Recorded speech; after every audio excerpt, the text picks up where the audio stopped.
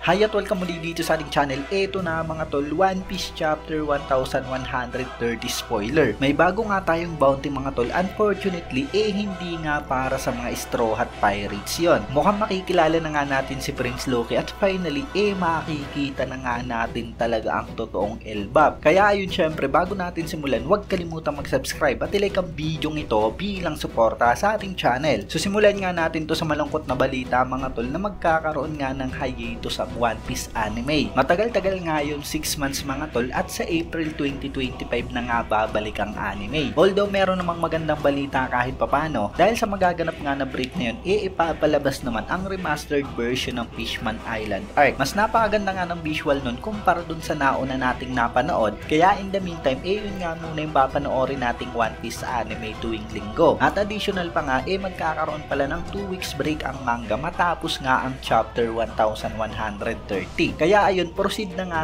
tayo mga tol sa spoiler. So One Piece Chapter 1130 at ang title nga nito ay Curse Prince. Tumutukoy nga yan mga tol kay Prince Loki at may malalaman nga tayong impormasyon patungkol sa kanya later on. Sa cover page nagpapatuloy ang kwento ni Yamato kung saan nanakaw nga raw ang espada ni Lord Yasui habang natutulog si Yamato at Tama. Kung maaalala nyo, kailangan nyo madalhin ni Yamato ang espadang yun sa Enma Shrine, pero kailangan niya nga munang hanapin ito dahil sa may nagnakaw nga. At I wonder nga kung sakaling may kinalaman ba ang pangyayaring ito sa mga nangyayaring kidnapping dyan sa Wano. Anyway, sa simula nga ng chapter, nakalabas na nga talaga ang mga Straw Hat. Kung maaalala natin, kinulong nga sila ng Peking Sangan na si Road, pero napakadali nga lang nakatakas ng mga ito, kaya ngayon, papunta na nga raw sila ng Elbap. At mula nga dyan, mukhang nagkaroon nga sila ng newspaper dahil sa nakakuha nga tayo ng balita ng patungkol sa mga nangyari sa Egghead Island. Sinasabi nga sa balita mga tol na pinatay nga raw ni Luffy si Dr. Vegapunk. Winasak nga rin daw nito ang Egghead Island kasama ang mga Giant Warrior. So ayun mga tol, talagang mali-mali nga ang balitang ito ni Big News Morgan. Alam nating lahat ng world government mismo ang pumatay sa scientist, pero ayun, siguradong maraming ang tao ang maniniwala sa maling balitang ito. At siguradong marami nga talagang magagalit kay Luffy. Pero ito nga ang matindi mga tol, ibinigay nga ang bounty ng Giant Warrior na tumulong kila Luffy, si Brogy at Dory. At yun nga, tumataginting na 1.8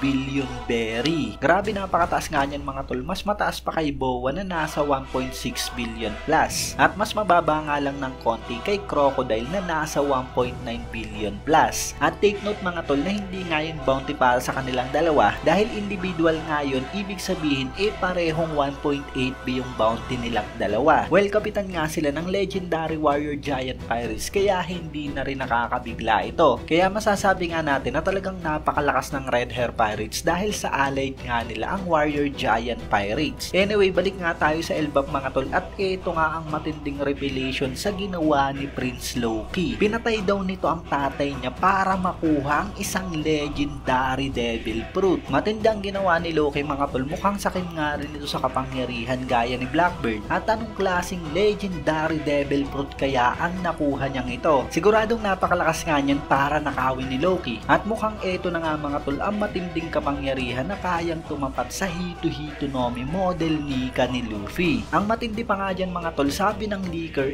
talagang brutal daw ang design ni Loki. So finally talagang makikita na nga natin siya sa chapter na to mga tol dahil si Luffy nga mismo yung nagpunta sa kanya. Humiwalay nga raw si Luffy sa grupo at nagpunta nga ito kay Loki na nakakadena sa isang puno. So ano kaya ang gagawin ni Luffy sa pagkakataon nga ito? Palayaan niya kaya ang Giant sa pagkakatali nito? At I wonder kung paano naikadena si Loki kung nakuha niya nga ang Legendary Devil Fruit. Meaning maaaring meron pang ibang malalakas na Giant o baka mga kapatid mismo ni Loki ang tumalo sa kanya. Ang mas nakaka-excite pa nga mga tol, finally makikita na nga raw natin talaga ang Elbap. Makikita nga raw natin ang buong lugar sa isang double page. Meron nga itong kastilyo at village. At sinasabi nga na ang official spelling daw ng Elbap PH ang nasa uli at hindi F. So dahil dyan RIP para sa Fable Theory dahil sa mali nga yung unang spelling na nalaman natin. So ang matindi pa nga talagang merong Yggdrasil ang Elbap at sa baba nga raw ng tuktok nito sa may gitna merong layer doon kung saan nandun nga raw yung kastilyo at village. So meaning mga tol talagang parehong-pareho nga ang Yggdrasil tree na ito sa Elbap sa Yggdrasil tree sa Norse mythology. So parang merong mga lugar sa iba't ibang bahagi ng napakalaking punong yan. So yun, let me know mga tol kung ano ba ang reaction nyo sa chapter na to. Again, meron nga tayong 2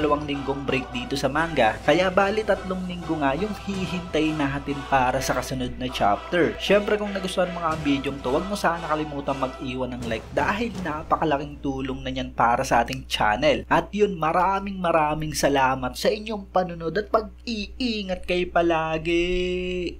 Bagang!